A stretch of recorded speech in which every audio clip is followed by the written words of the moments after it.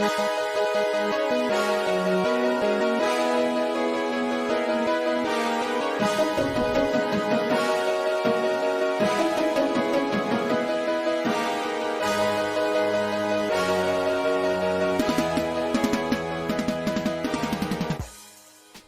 in to episode number 77, St0ner Sports Radio Podcast here.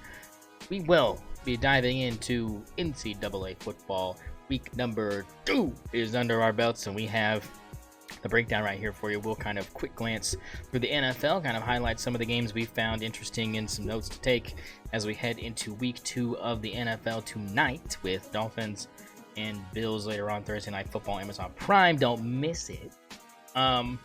Should be a good game, and then we'll just kind of talk to Zach, see how he's feeling about his Sooners, and then we'll head to the sports book. We'll get some games week 3 to look at. We'll kind of roll through there, and then we will send you on your way to another fabulous weekend here on the St0ner Sports Radio Podcast. Once again, joining me is friend and co-host Zach Huffman from the Huffman Studios. Zach, how are we doing on this Thursday? Absolutely terrible. You know why we're doing terrible. 4-point over Houston. I'm fuming. I'm absolutely fuming.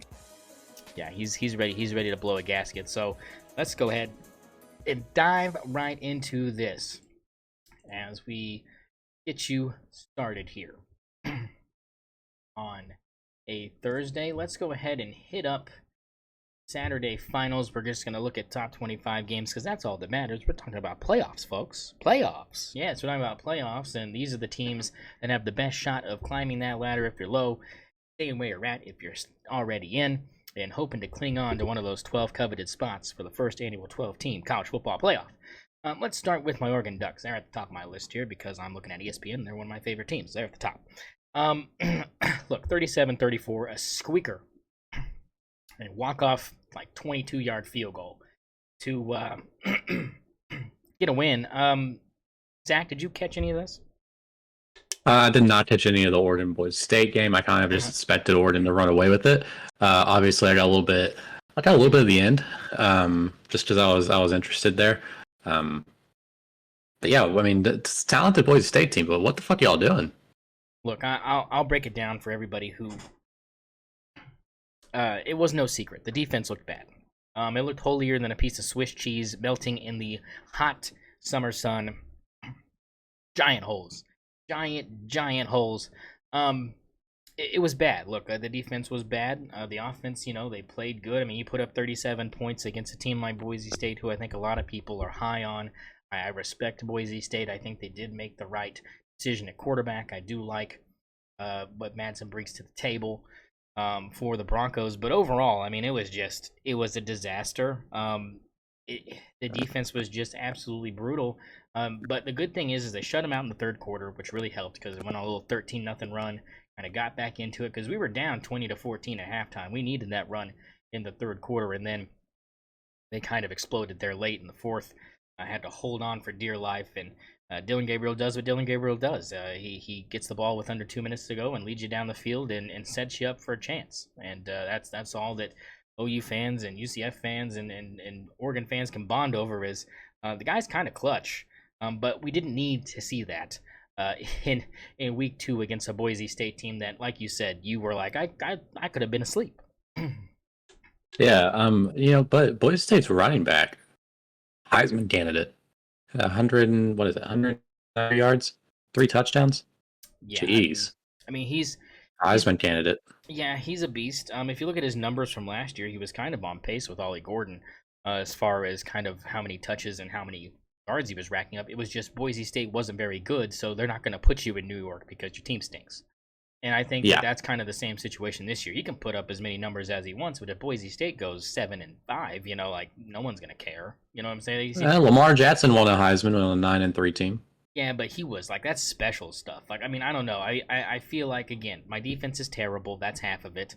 And we'll just kind of see where it goes. If he keeps up putting these numbers up against decent defenses, I think a lot of people's eyes will open. But I think it's the lack of good defenses that they've got in their conference, if you can even call it that.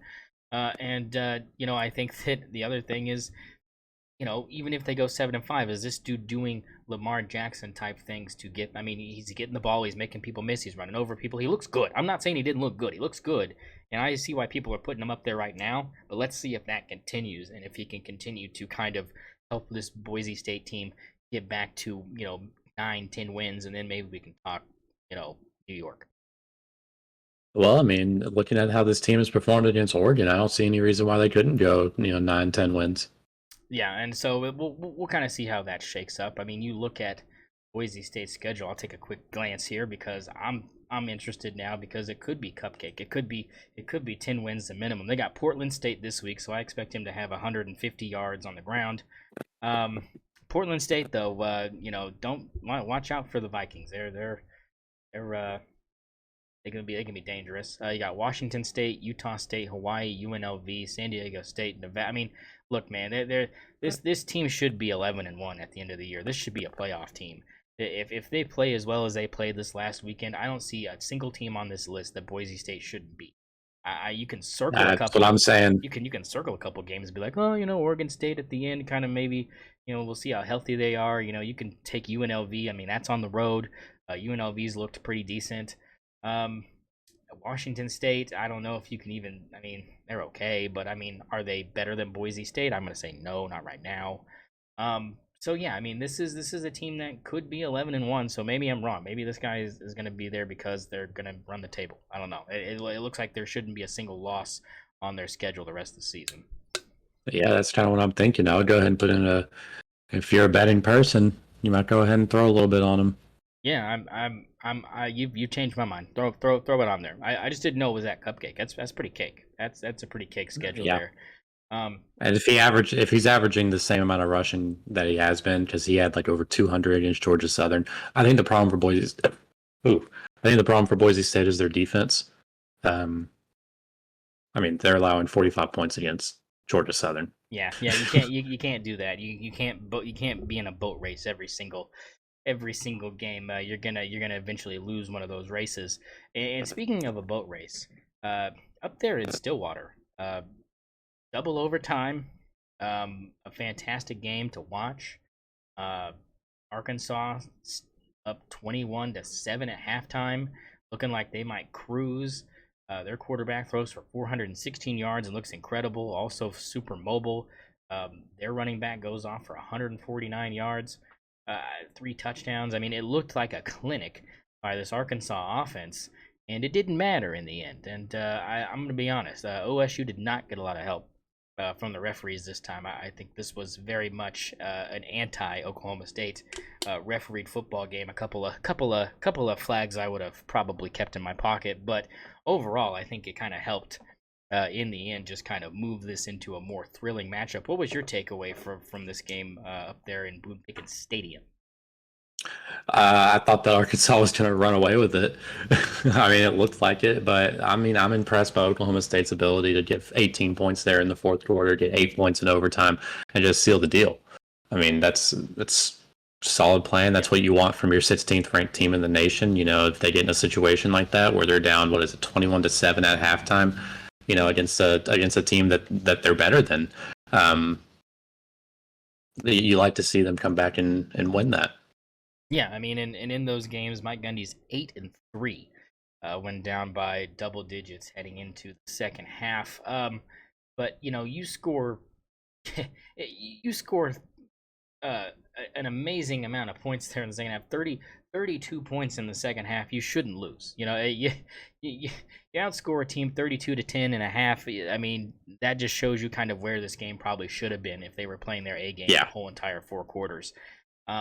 But it does concern me. The defense does look bad. They lose Colin Oliver for the season. I think that's a huge loss for them. They had a guy step up that's in position to be a big impact guy. They liked him coming in, but obviously he wasn't Colin Oliver, but he made some big plays late in that game to seal the win. So I think you've got a guy you can plug in there that's going to give you a little bit more ability than a lot of people thought they had depth-wise. So it might not be as bad of a loss, but you're still going to miss the star power. You're still going to, I mean, Colin Oliver is special, and losing him is a big uh-oh.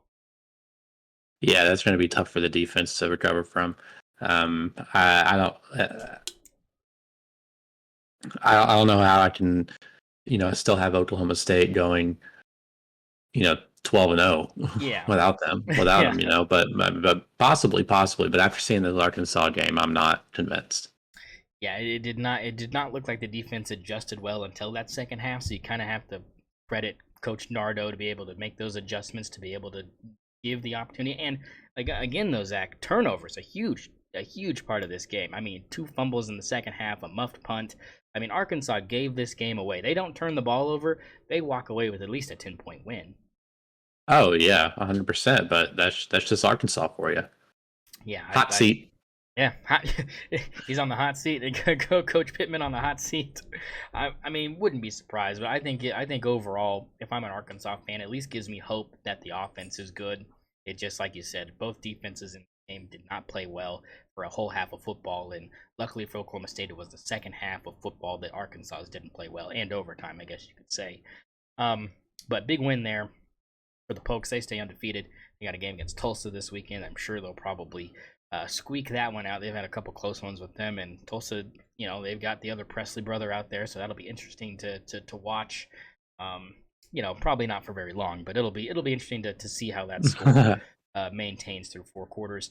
Speaking of a team that might go 12-0, Texas, and we said this going in here, just mollywopped Michigan. Yep.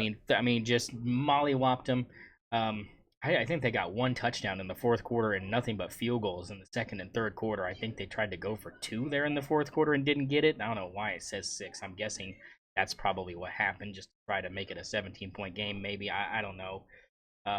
That was a missed extra point, I believe. Missed extra point. Okay, even better. Love that for them. What was? I mean, is this the best Texas team we've seen in like a decade? This is the best Texas team I've ever seen. I mean, aside from maybe the 2005 team, I mean, this is. I think this is better than the 2009 team, if that's what you're asking. I mean, was 2009 the Garrett Gilbert national championship game? Was that 2009? No, 2009 was Colt McCoy national championship game against Alabama. Yeah. But yeah, Garrett Gilbert. Yeah, he got hurt in the first quarter, and then the game was over. Forgot that he was the one that came in. Yeah. SMU great, Garrett Gilbert. He actually got into the league, didn't he? I think he got to... Yeah, Garrett Gilbert, yeah. Mm-hmm. Yeah. So good for him, but not a good college. He played for the Jaguars for a while, I believe. Oh, baby.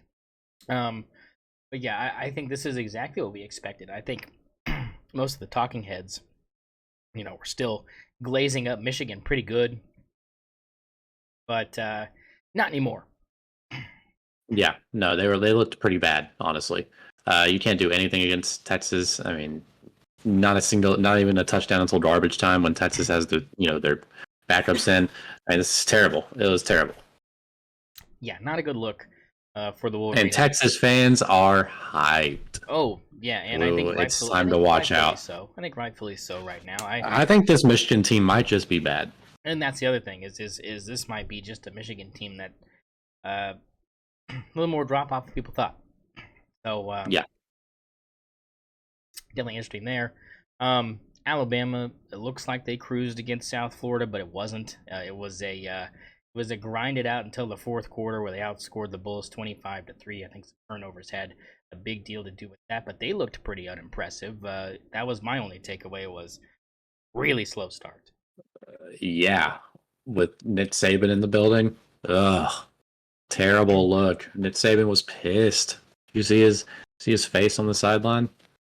Yeah, I mean, you can take the man out of the coaching job. You can't take the coach out of the man. So I mean, that was definitely that kind of boiling over maybe a little bit.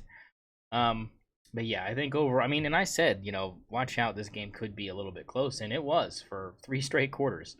And then just I just think it was you used all your gas in the first 3 quarters, had none in the fourth, and it showed. And turnovers really hurt. And Alabama turned it on when they needed to. We'll see if they can continue that, because if they don't play like they did in the fourth quarter for the rest of the season, they could also be on the outside looking in. A lot of these big teams did not look very good in some of their games. we're going to go down the list here. Penn State squeaking by Bowling Green. I mean, another game that shouldn't have been close, shouldn't have been at all, and I mean, trailing at the half by, you know, uh, by 4, I think. 4, yeah, by 4, and then getting lucky and having Bazelak turn back into Bazelak. I mean, a former Missouri quarterback now at Bowling Green. 3 points in the second half for Bowling Green after having like 400 yards in the first half. I mean, again, another example of a team like Penn State where the first half is terrible defensively and the second half is a masterclass. I think if them and Oklahoma State were to play this weekend, I would tune in for that because I think those teams are very much built similarly, and they could still meet in a bowl game. I wouldn't be surprised. Yeah, I could see that happening for sure.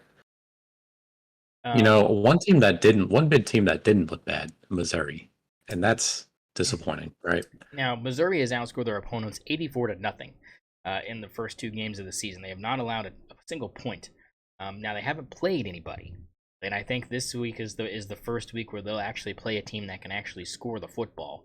So we'll see how Missouri does this week. But I've been, they've been as advertised to this point, but I think that's what we expect when you play teams like Murray State and Buffalo. But Boston College is no joke, and they're going to give them a fight this weekend, so they better be ready for some hard-nosed defense, and this is going to be the best offensive team that they've played as well. Castellanos is no scrub. We saw him dismantle that Florida State defense, which we now know is terrible, but that's not the point. And they're 2-0. I mean, they're a decent team, so we'll see how they do this weekend. If they blow them out, I think that'll be another notch in the belt of this Missouri team to kind of prove that, yeah, we're still here. Yeah, and they look good.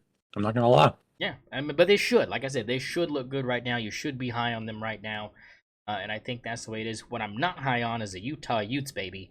I mean, Cam Rising goes down again. In the first quarter, they were up 17-0. He goes down. They score 6 points the rest of the game, and luckily they're playing Baylor, so Baylor has no offense whatsoever. And they end up still winning that game by 11. But I mean, is Cam Rising need to find a job? I mean, it seems like my man. I mean, is he gonna make it to a combine before he tears another ACL? Like, I mean, this guy. I mean, I don't know how extensive the injury is to the finger, right? Because they're not saying anything. Kyle Whittingham's not saying anything.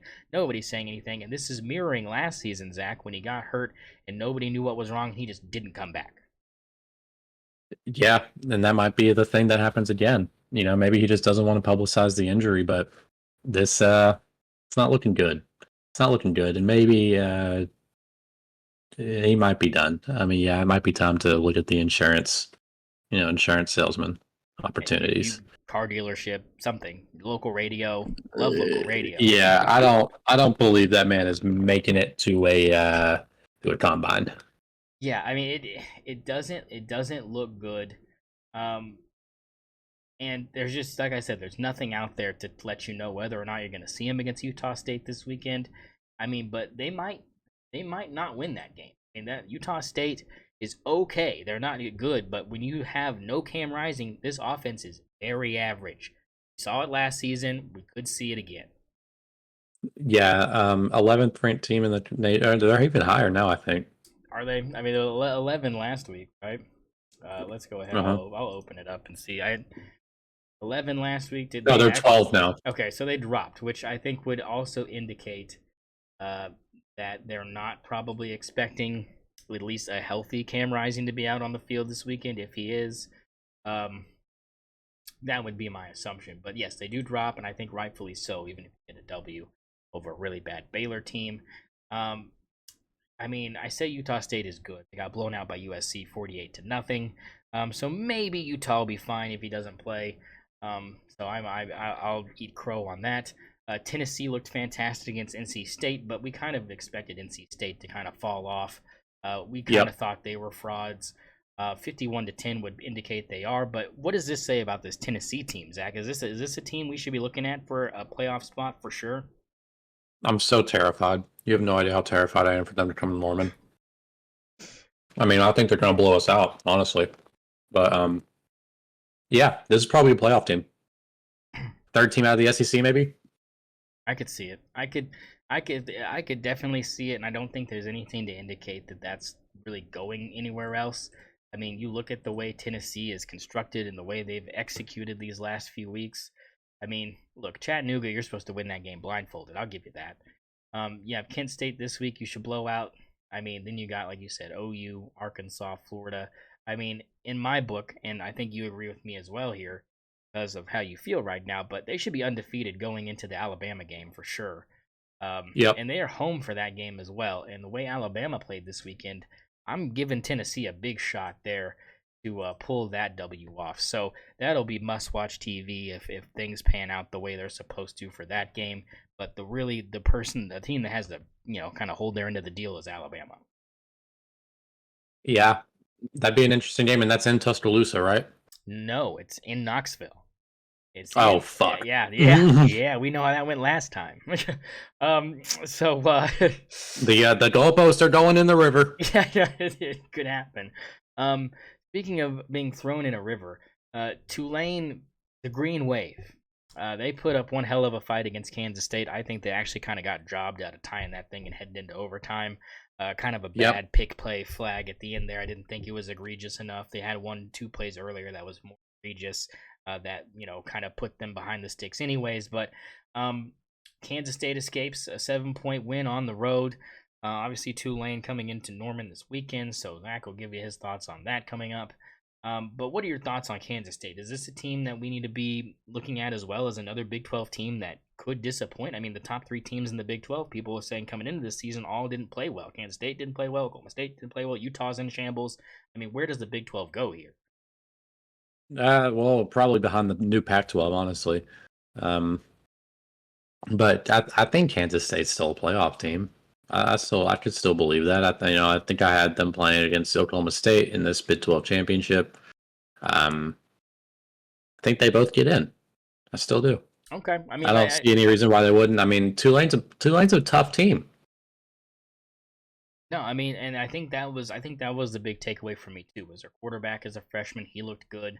But I think we'll know more about Kansas State when they play Arizona this weekend. Another team that hasn't looked very impressive, or not as impressive as they should have, at least defensively. Another narrow win for them, a 22-10 win over Northern Arizona. I mean, losing at halftime to Northern Arizona is wild, and they were losing in the game before that at halftime. I don't know what's going on with Arizona, but I guess they're a second half team. But a 12-point win when you're like 20-something point, favorites is not a good look for the Wildcats either. Yeah, not a good look, and they're currently still ranked 20th in the poll. I don't know if that's justified. I mean, it's Northern Arizona. And you're right. I mean, they played like shit. Yeah. So, I mean, defense played well in the second half, I guess. Yeah, I mean, they didn't move up or down in the rankings. They stayed right at 20. I think this Kansas State game will be a good gauge, and I'm gonna be honest, I'm kind of leaning Kansas State here, but I think it's gonna be a Wildcat brawl out there. It's one of those games I'm staying away from. That's for sure. Yeah, I would also go Kansas State there, though. I think. Yeah, if I had a gun to my head, I'm going purple and gray. A team that disappointed again, another Big 12 championship contender was Kansas. They go up to Champaign and they get Luke Altmaier to death, 23-17. Hey. The former Ole Miss quarterback putting on a show. 10 points in the fourth quarter. Illinois survives late after a turnover. Gave them the victory. Thoughts on Kansas dropping one on the road? Terrible football team. I don't know why people were so high on them coming into this year. I have no reason to be. No reason to be. I mean, it's Bean and who else, right? Yeah, I don't know if you're eating crow here or not. I thought you were pretty high on him when we went through the conference, as far as like record wise. But I mean, look, like we said, things change. Reality sets in. I think in the offseason, I think we were thinking, look, this is probably the fourth best team in the Big 12, possibly. I mean, I was definitely on that boat. I was definitely on that boat of them being like top 5 in the Big 12, but but they still might be, considering how bad the other teams played. I mean, they still might be. I mean, that's the thing, is we still might not be wrong on that. Because I mean, look, I mean, it's tough to go up there and win. It's not ideal. I mean, it's it's a bad loss. Like I said, a bad loss doesn't look good. Speaking of bad losses, Iowa Hawkeyes. Cyclones came to Damn town, it. and Rocco Becht, baby, my man Rocco, came in there and did work in the second half. 20 unanswered points in the second half. Iowa puts up 2 field goals, and that was it. And the Hawkeyes lose on the last second to Iowa State on a field goal. Your thoughts about the Cyclones getting a big dub on the road in Kinnick? What a second half team. I mean, Jesus, it was a great game. I got to catch some of it on the multi-view. Beautiful feature, by the way. And like you said, Iowa State's quarterback just played really, really well, especially in that second half. Yeah, I think again, like a lot of every Big 12 team seemed to be a second half team except for Kansas. Yep. I think we've seen a trend here through week 2. Last 2 to kind of look at here. Syracuse gets the win at home over Georgia Tech. Kyle McCord looking like a Heisman finalist himself with 4 touchdowns and 381 yards against a Georgia Tech team that a lot of people were really, really high on after that Florida State win. Again, you gotta have to devalue those Florida State wins, guys. They're a bad team. I don't They're think not there. we can't hinge these rankings off of beating these big brands. It's about good football teams, and Florida State is not that. And I think you could have said, okay, after 1 week, like I was like, it's 1 week, like it's fine, like they'll be fine. And they lost to Boston College. I'm like, it's not good. It's not good. Not good. And I think reality set in that maybe Georgia Tech was a little overrated, and I think they proved it. Yeah, I think so too. And how about Kyle McCord, man? I mean, seriously. I mean, whoa, where did that come from? Ryan Day, I'm so happy for You know who needs him? You know who needs him? Who? Michigan. They do, and that's the thing is I don't they would love it. They would love Kyle McCord to come walking through those doors, because I think that would spell playoff team for sure if they could add him into that mix. Too bad, too sad, too bad. But that's it. And then me and you were high on App State going into this game against Clemson, and boy, we could not have been more wrong about that shit. Bad game for the Mountaineers. Outscored 56-13 in the first half, and then it was Coast City for the second unit. Klubnik throws 5 touchdowns. My man cooked in that first half. 378. And that's a lot of yards there. Not as much as Kyle McCord, but close. And you know what? App State, not a good team. We're wrong. We were wrong, folks. We were wrong. We were wrong. Maybe Clemson's not that bad though. Yeah, maybe Georgia's just that good. Think about that. And that was that's scarier to think about, to be honest, because now App State. We'll know in the Georgia-Texas game. Yeah, that'll be kind of the bar there. But that kind of wraps up week 2 as far as top 25 notables. And now it's the stage is yours, young man. Look, your Sooners preseason, we were on the boat here. We're saying, look, this could be a playoff team. This could be special. If this offensive line is even half as good as they're advertising, it's going to be okay. We were thinking, look at this wide receiver room, it's so stacked. And then injuries happen, things happen, hip pointers, broken foots. I mean, it's an epidemic up there, down there in Norman. Where are you at right now mentally with this OU team heading into this Tulane game after barely surviving against Houston? Again, a game we didn't cover in our top 25 because I'm giving him the floor here. 16-12. Defense scores more than the offense in the second half. And it was just a safety. And without that safety, you might not have escaped. Go ahead, Zach. Tell us where you see this team headed right now and what they can do this weekend to kind of ease your mind even a little bit. We're going to have to win 80-0 for me to feel happy about anything. This team is terrible. It's talking this close, right? That close to just bailing on Jackson Arnold. Just bailing. Because offensive line looked fine. It looked fine against Houston. You know what the fucking problem was? Jackson Arnold didn't think it was fine. He was out there running like he was getting fucking attacked every play. The offensive line was holding them. Dude was doing one read and taking off. I didn't understand half of it. And then he's fucking underthrowing easy touchdowns. Easy touchdowns, underthrowing him, just missing throws, just not making the reads he's supposed to make. And I think the biggest problem was he was just so frantic. He looked like a freshman out there, and that's what it felt like. He looked like a freshman. He looked like he hadn't done shit his whole career yet. And on top of that, not to mention the fact that we are down to our fourth fucking center. We're down to wide receiver 6 or 7 on the depth chart. I mean, this shit is terrible in terms of injuries. I mean, hopefully with a healthier team that we play better, but holy shit, we already have one offensive line. I think it's our starting center out for the season. I mean, we're fucked. Yeah, it's not looking good here. Defense looks great. Yeah, defense looks phenomenal, and I think that's kind of the big storyline that people are going to gloss over because of how bad the offense looks. But this is one of the best defenses OU's had probably in 10 years. I mean, easily 10 years. Easily. I think one of the Kyler Murray year, the defense was okay.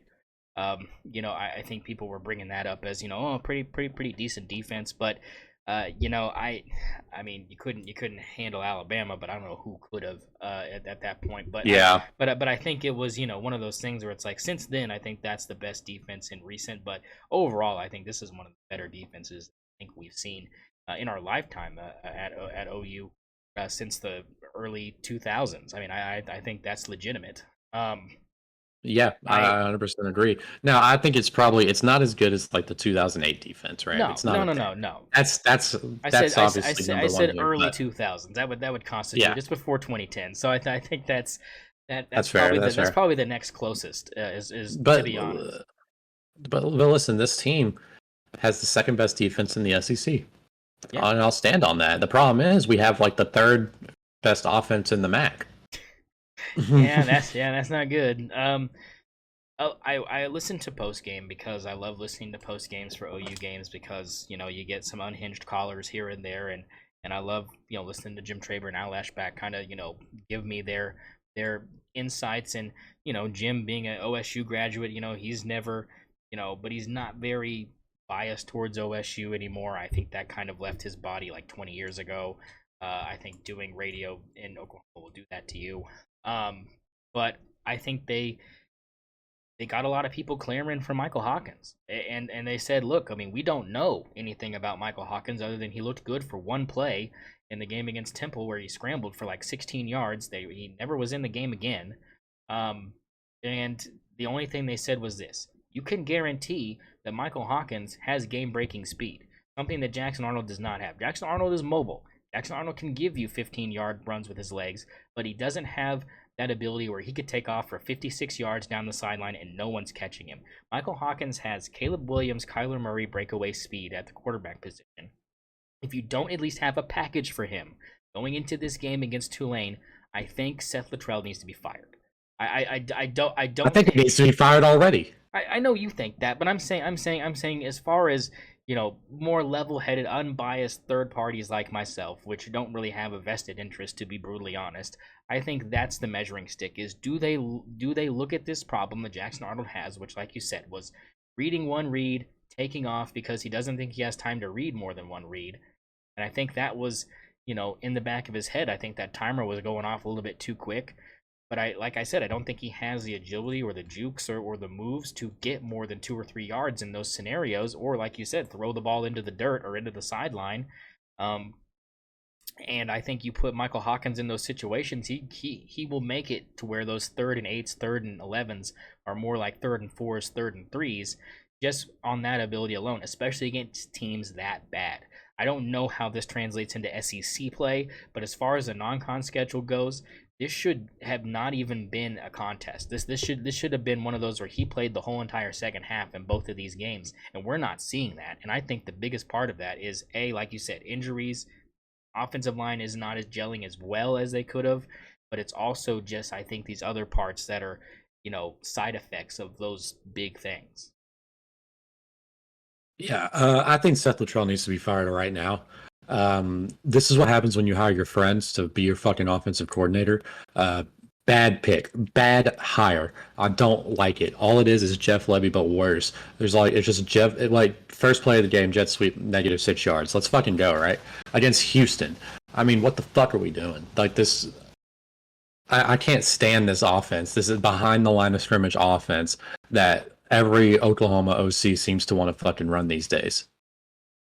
Yeah, it's insane when you think about the Houston aspect of it, especially a Houston team that got mollywopped by UNLV at home. I mean I mean heading into this game against Houston, I'm not over here going, "Oh, the Sooners need to worry about it." Like, no, I'm thinking if Houston's even within 10 at halftime, they can hang their hat up and be like, "Good job." No, my man's almost won that game. I mean, if they don't call the dumbest play on the 2-yard line you could ever fucking call, you probably lose that game. I think that was the direction that was headed. And yeah, you thought that muff punt. And fans calling after the game were, obviously, like you said, upset at the fact that, why is every single third down, 3rd and 8, 3rd and 9, and why are we not being able to convert these? Why is our 1st and 2nd down play calls ass? Why is Sawchuk getting 4 carries? I mean, what the hell is happening? I mean, it's why isn't Tatum getting 40 carries? Is my fucking problem. 1 carry. He had 1 touch of the football, and the defense from Jim and Al was, well, I don't even think Barry Sanders could get 3 yards against that offensive line. Are you effing kidding me? First of all, I don't know if that's true. Me? Yeah, I was like, Barry, have you seen clips of Barry Sanders? He's dodging like 8 guys behind the line of scrimmage before he gets 5 yards. I mean, that was like his specialty. I mean, that's like Ollie Gordon last year. He was dodging 3 guys in the backfield and at least getting 8. I mean, that was his thing because OSU's offensive line wasn't great. So I think that's kind of BS. But does that mean that OU doesn't have any good running backs? No, I just think you're not letting the right guys touch the football. Yeah, I agree with that. And I think like you said, injuries is a big problem. We don't have a lot of our receivers. Andrew Anthony and Nick Anderson both out. That hurt. But fuck, it's Houston. Yeah, that's what I'm saying. Like, you should have been able to run the football effectively and been able to utilize the tight ends and the receivers that you have at your disposal to easily dispatch this bad Houston team. This Houston team is bad. It's not good. It's literally one of the bottom teams in the Big 12. I mean, them and Baylor is going to be a shootout because both those teams are booty cheeks. That's the only. I mean, that's gay. That's their Super Bowl right there. So I mean, I think that's the biggest worry because when you looked at the Temple game, you're like, well, it's still a 46-point win or whatever it was. I mean, they still covered. I mean, so can we sit here and say this was a bad game, even though they only converted 3 first downs? Like, I mean, is it really that bad? It's like, we'll see how it goes against Houston. If they don't fix that, then that could be a problem. And hello, it's a problem. Hello, you're still not converting 3rd downs. Hello, they're not doing anything. They had 0, Zach, count them, 0 explosive plays in that Houston game. And an explosive play defined by analytics is rushes over 20 yards, passes over 30 yards. They had none. They had 3 against Temple. They had the long pass to Farouk. They had 2 long runs. That was it against Temple, and no explosive plays in the second game, something that we haven't seen from OU in years. Yeah, and I'm with you. The fucking 3rd down conversions were like 3rd worst in the nation on fucking 3rd down conversion. It's absolutely unexcusable. I'm so fucking mad at Seth Luttrell. You have no idea. Not to mention the fact that the only reason we won that fucking Houston game is because of a muffed punt call that definitely wasn't muffed. Yeah, that's the other we thing. got the ball in stupid short field because of a bad call, and we got a touchdown out of it. Yep. We shouldn't have gotten that call. No, I mean, that was not a muff punt. They did not touch that shit. A lot of people don't talk about that. Because of if that camera was just to the side, we lose that game. But the fact that the camera angle was inconclusive, they couldn't fucking overturn it. We lose that game if the camera angle is different. Yeah, and I think Houston fans know that for sure. And OU fans, like you said, have to be, a sigh of relief because everybody's focusing on the safety, right? Like, oh, what a great safety. Like, without that safety, I don't know what we'd be doing. And like you said, it was really that play there that probably won you guys the game and not necessarily the safety. Because you take that touchdown away, that safety means diddly squat. The referees won us the game. Yeah, and that's coming from an OU fan who like never thinks that the refs give them anything. And there you go. There's your gift. Too bad it was against a team you should have not even had to worry about that being a factor in. Not to mention the fact that actually the refs were against us most of the game, but they still won us the game with that fucking call. Yeah, makeup call. Let's not forget, we had a lot of plays that should have been called. They had a lot of defensive pass interferences and shit like that. My man. But listen. My man had OU it was Big 12 line. refs. My man had OU money line on that parlay and said, I ain't losing my money. Yeah. Listen, man, they fucking it was Big 12 refs, first of all. So that's one thing, right? Whatever. But there were so many pass interference calls, just a bunch of dumb shit that this game should have been OU by a couple more touchdowns, honestly. But just based on we had an offensive pass interference call that took away a first down. We had they got a lot of first downs off of defensive pass interference. It was not good. Yeah, I wasn't happy with it. But they won us the game.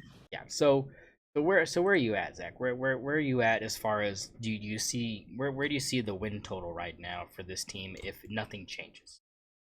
If nothing changes? Yeah, if nothing, if going into the SEC, if nothing changes? Yeah, if nothing changes, where do you see this? 5-7.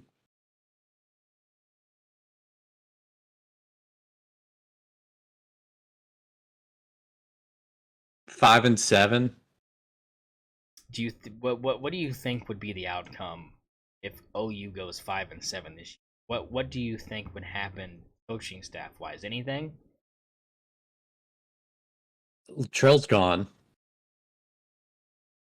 I think he's gone either way, but he's gone. And 5-7, first year SEC. I don't know if they fire Venables, but they're definitely you got one season to get an offense. Yeah, no, I don't think they fire Venables either because of what you said. I think you have to. I mean, and that's if it's that bad. What do you think they have the biggest opportunity to fix to get back to what? Like if they fix what thing do you think would put them over what edge and what would be the positive right side of this situation? Is this still a playoff team if everything is fixed, or are we looking at 8-4 here is probably the ceiling? There are two things that need to be fixed, and this team could go 12-0. And because the offensive line, I'm not even gonna lie, they look fine, honestly, even down to the fourth center. But we're gonna be better on the offensive line further in the season. I'm not worried about the offensive line that much. What we have to fix is one, calming down Jackson Arnold. Dude's got to calm the fuck down. He's just not. He's panicking in the pocket, and that's the biggest problem. Is he's just panicking in the pocket instead of calming down and making more than one read. And then the second thing that has to happen is they have to give the ball to Tatum more. That's just facts. They have to give the ball to Tatum. They need to give the ball to Barnes. Those are the two running backs that should be touching the ball. All right, well there you have it. There's your breakdown of where the Sooners are at.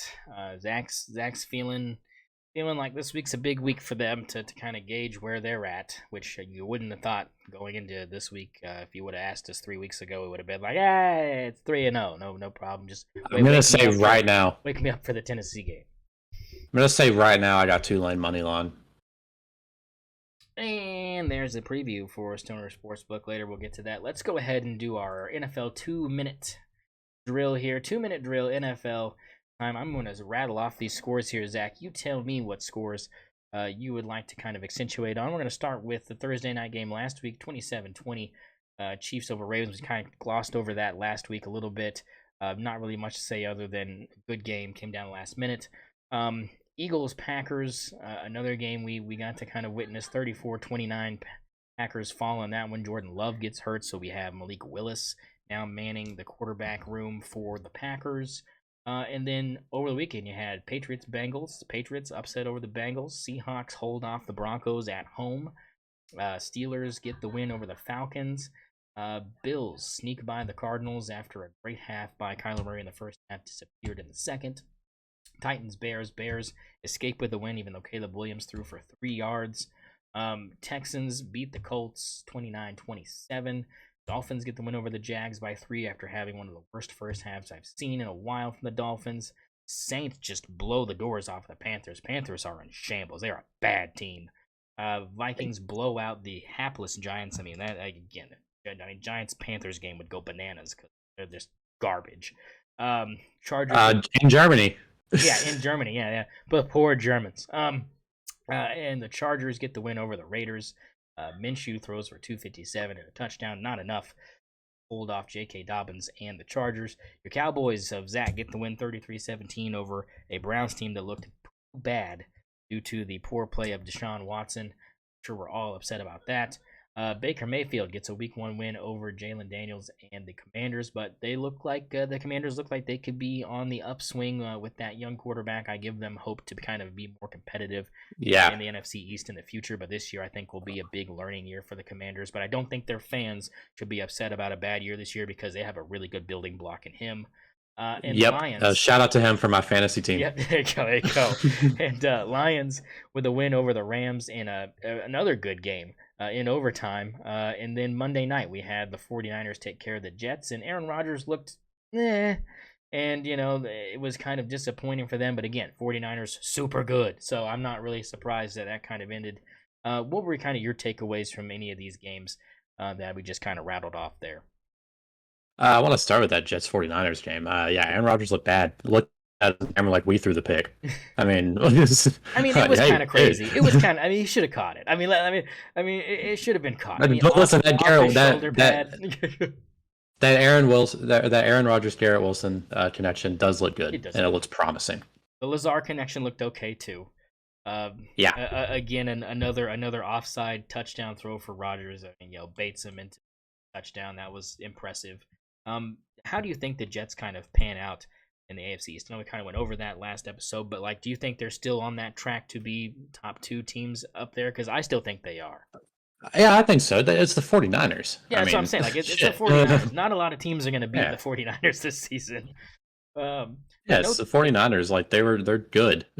Yeah, and I think the big part of that was Jordan Mason, right? I mean, no McCaffrey, so Jordan Mason gets all the touches, and Brock Purdy. Is CMC even good, or is he a system running back? The answer is he is a system running back, and he has been for 5 years, and the system's worked great for him, and he's won MVPs because of it.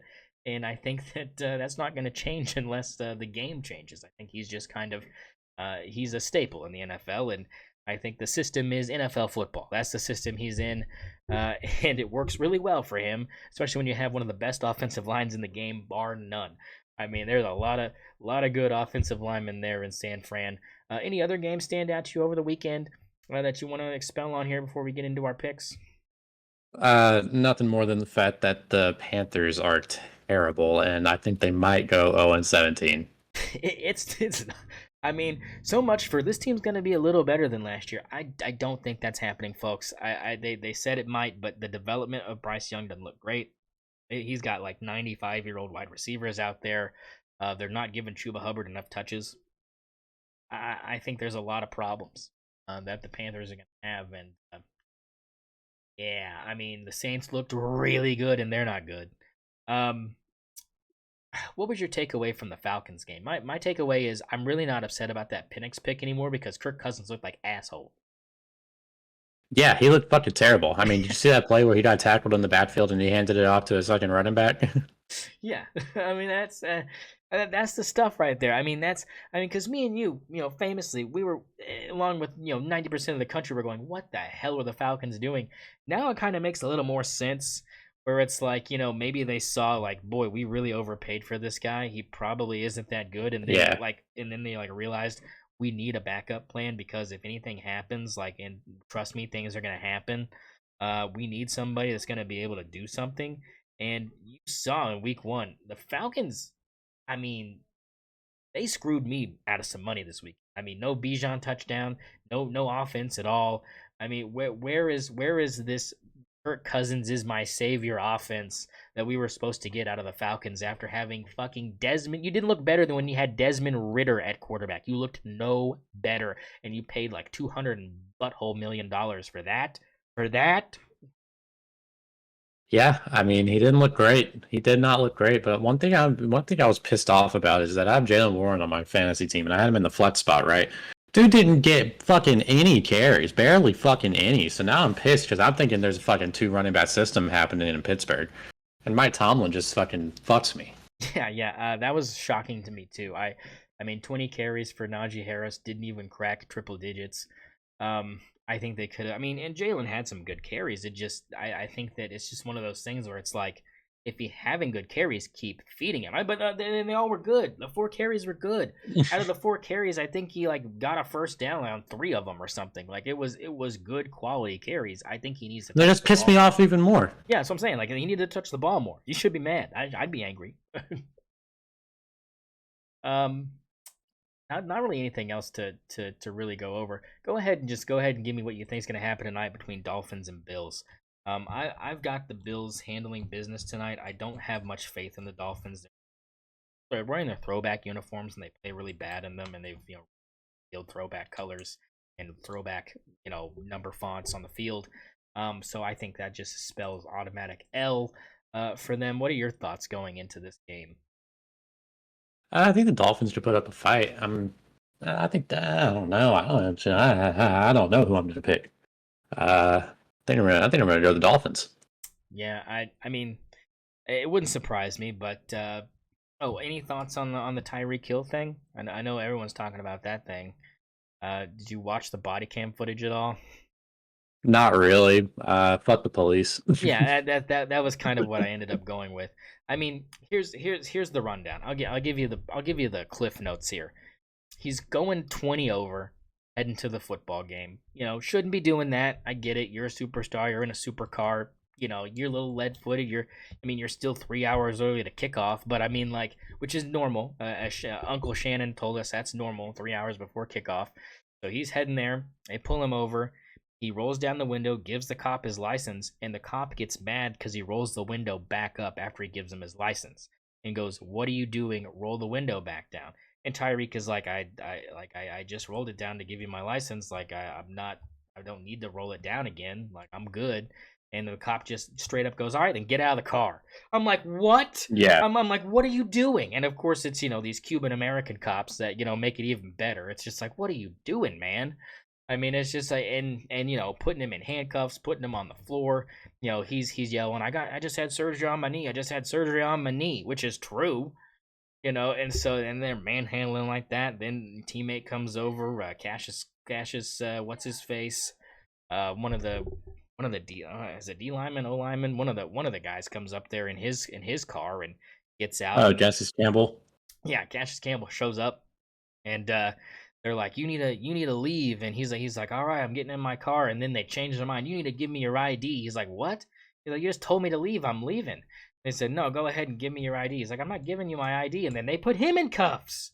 I'm like, what are you doing? I mean, and the whole time Tyreke's yelling to call his agent Rosenberg, call him, get him on the phone, and I'm sure there will be consequences for this. But again, another just example of how driving while black can get you in some situations that aren't normal. Now, cops are assholes to everybody, but there's just a certain level of asshole you have to be super butthurt about my man not rolling the window down after he was very courteous and rolled the window down to hand you his license. He had not even gotten the license back yet, by the way.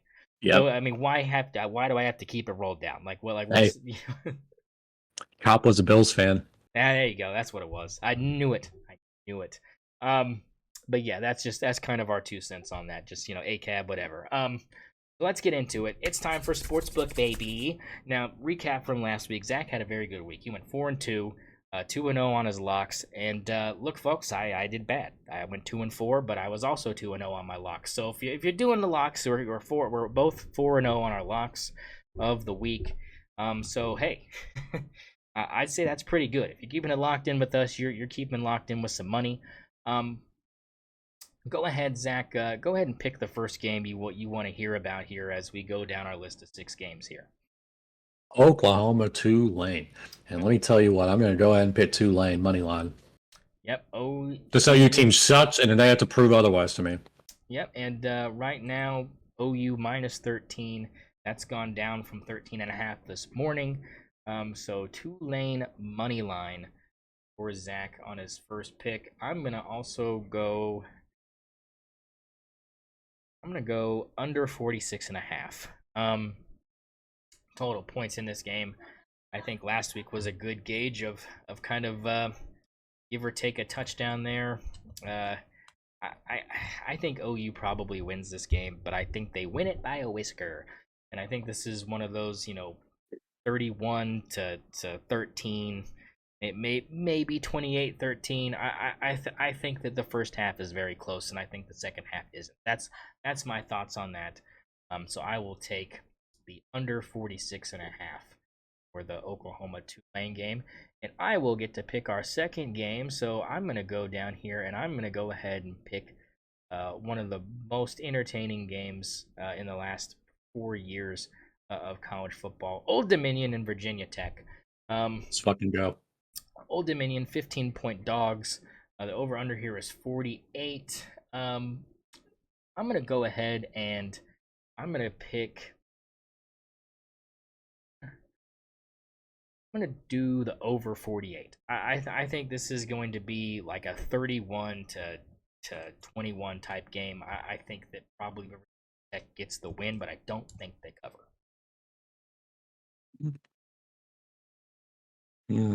What's the spread again? 15.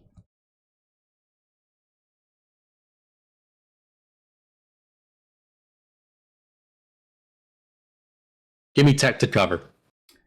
Tech to cover. Tech minus 15 is what Zach is going to go with, and that is pick either as